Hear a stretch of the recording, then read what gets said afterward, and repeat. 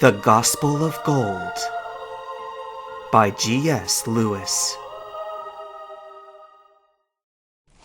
Gold thought over his conversation with the mayor as he made his way back to Kurt's residence.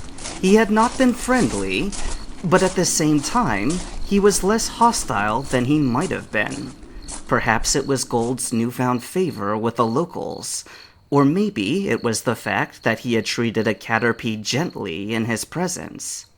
Whatever the cause, Mayor Bugsy would rather reason than threaten. Gold had to admit that he was practical-minded, and he briefly wondered if seeing a miracle healing would have shaken him. Maybe, or maybe not. The mayor had obviously heard enough rumors, yet not once throughout their entire conversation had he asked to see Gold's powers. Was he too proud or too skeptical? Upon seeing, would he look for a way to dismiss what he could not explain? As such thoughts drifted through Gold's mind, he was suddenly aware of voices softly speaking. They were coming from further ahead, off to the right side of the dirt road. The rapid onset of darkness made it difficult to make out the distinctive features of the two people talking, but one of them was within a fenced garden, leaning with his elbows atop the gray tiles.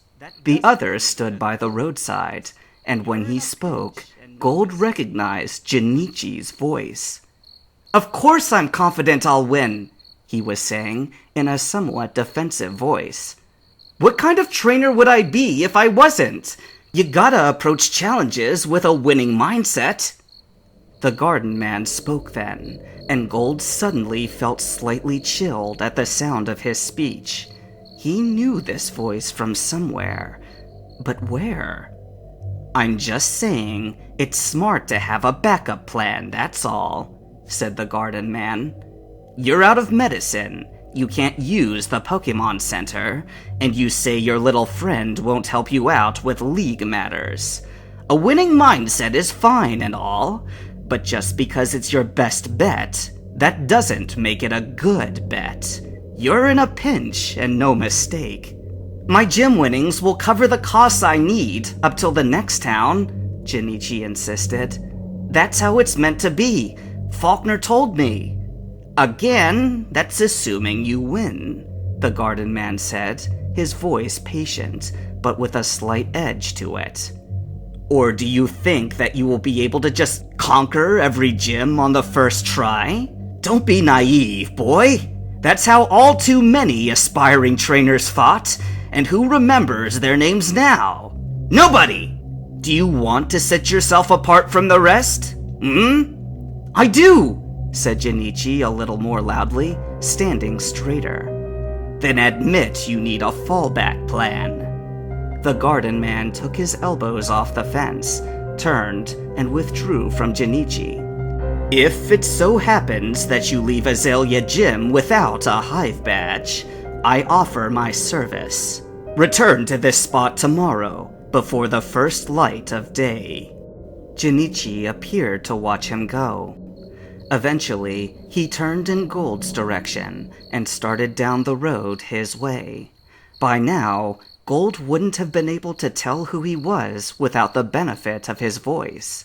Given the darkness, he suspected it was the same with Jinichi.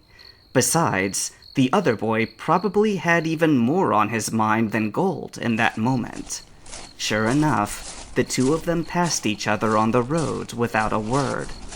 Gold didn't bother to announce himself. Any interaction now would only drive a wedge between them, and possibly make Jinichi late for his appointment. He continued on. It wasn't until he was standing at Kurt's doorstep a few minutes later that the realization suddenly hit him. The owner of the garden man's voice. The nauseating taste and smell of poison gas reasserted itself in his memory as he stood thunderstruck. How had he not immediately recognized it? "Proton!" he thought. "Proton of Team Rocket! But Kurt chased them away!" Gold jerked the sliding door aside, nearly cracking the bamboo material in his haste. 3 pairs of eyes turned and met him inside. Marina and Maisie were sitting at ease on a tatami mat before a chibudai table on the floor. 2 clay mugs of green tea were in their hands, while a third sat unclaimed at Kurt's place. Kurt himself was standing by a boiling pot in the far corner of the room, holding a stirring spoon in his hand. He gave Gold an inquiring look. "Mr. Kurt!" exclaimed Gold. "Team Rocket's back already! I just heard Jinichi talking to the guy who led the Slowpoke Tail operation!" Kurt's face darkened at the news. "You what?" Gold recounted the events as quickly as he could, including the incident in which Proton had set his coughing on him. Kurt's scowl deepened by the end. "They're persistent, damn them," he muttered. "I suppose I should have known that a single show of force wouldn't be enough to uproot them.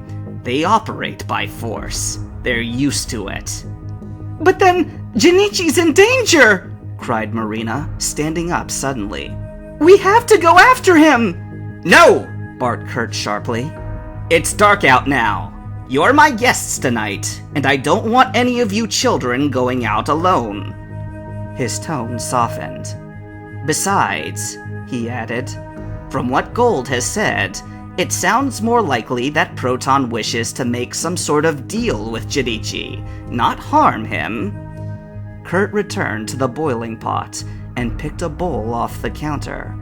"Jinichi's gym battle is likely about to start now," he said, spooning some of the kettle stew into it. "And it will surely be done by the time we have finished our supper. If he is not back shortly thereafter, I will keep watch at the door until he does return." Kurt's words seemed to put Marina and Maisie at ease, and Gold relaxed enough to help him set up dining utensils. However, as they were eating, something else occurred to him. "Hey, everyone," he asked timidly. "When Jinichi comes back and we warn him of Team Rocket, can you leave the part out about me overhearing his conversation?" "Leave it out?" asked Marina, raising an eyebrow at him. "Why? I thought the whole point of the warning was about making deals with them." "But in retrospect, I shouldn't have been eavesdropping," Gold said, with a touch of guilt. "True, it was bad manners," agreed Kurt. "And now you would push an uncomfortable secret on us all." He gave Gold the look of a stern grandfather. "Lying, even by omission, is unbecoming behavior. I've only known you for a little while, but I know you're made of better moral fiber than that." The old man was not one for mincing words. Gold felt hot shame at the rebuke, and the look on his reddened face must have mollified Kurt. "You're a good boy," he said with the shadow of a smile. "And I know you're just trying to help your friend. If you wish, you can lie down after dinner's over. If Jinichi becomes angry with you for any reason, he can wait until the morning when he's simmered down." Gold felt relieved at the offer, but wondered if he should take it. He was the one who had recognized Proton, so oughtn't he be the one to tell Jinichi? However, almost before he had finished his last bite of Kurt's stew, the weight of sleepiness smothered him. His day had been filled with one encounter right after another, and he had been going non-stop.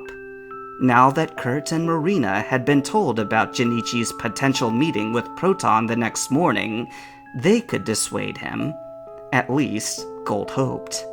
In truth, he still did not really know Jinichi or Marina any better than he knew Kurt. He found 3 futon beds in the corner of the room where Kurt directed him. It was certainly humble hospitality, but the floor was soft, and Kurt's house was a comfortable temperature. Gold drifted off without even knowing when Jinichi returned.